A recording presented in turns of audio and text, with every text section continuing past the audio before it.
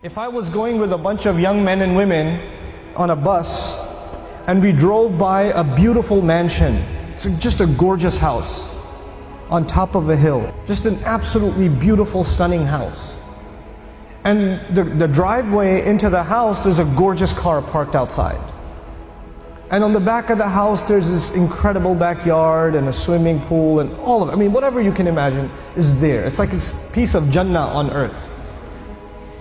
And you see the guy walking into his house. We're driving on this bus and we see this guy walking into his house. And I asked these young men and women, do you think that guy's successful?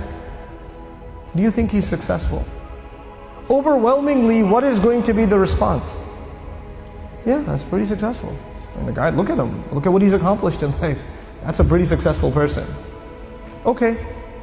When you take a picture of someone graduating from college, they're shaking hands with the president of the university, they're being handed their diploma, and somebody asks you, you think that's successful?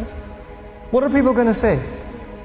You know, it's going to be Muslims and non-Muslims. Everybody's going to say that that is a kind of what? Success. When somebody gets a job, is that a kind of success? Sure. We congratulate people when they get a job. When somebody buys a house, when somebody starts a business, when somebody gets a new car, when somebody gets married, when people accomplish things in life, then we celebrate them because these are different kinds of small and big successes. Isn't that true? So the bus keeps driving and we see a man, a homeless man, who's living in a cardboard box on the street. And he looks like he's wearing clothes from a couple of years. And you don't want to go close to him because of the smell. And I ask my students, do you think that guy's successful? What do they say? They say he's not successful. Now imagine if I was riding in this bus, but in this bus there were not Muslim boys and girls, but there were Christian boys and girls, or Jewish boys and girls, or atheist boys and girls, or agnostic boys and girls, or Buddhist boys and girls. And I asked them the same exact question. Do you think their answers would be the same? Yep, their answers would be the same. That's the problem. The problem is the way we think about success and the way we think about failure. For Muslims, it's supposed to be different. All human beings can see it a certain way, that's fine.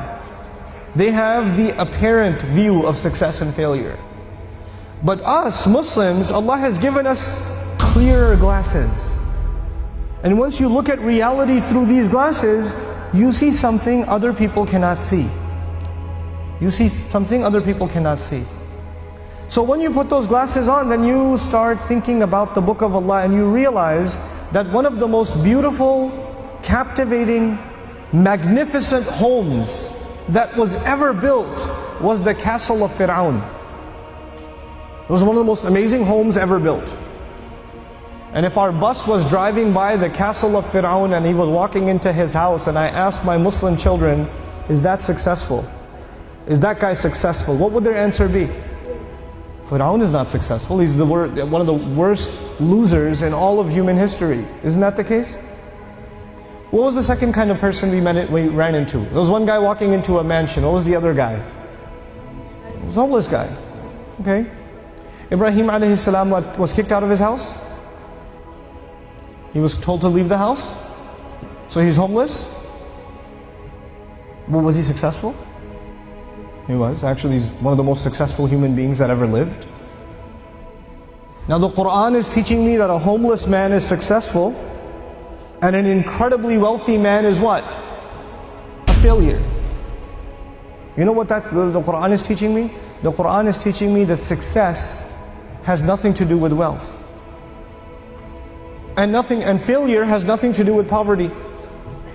Success and failure are different concepts for us than they are for everybody else.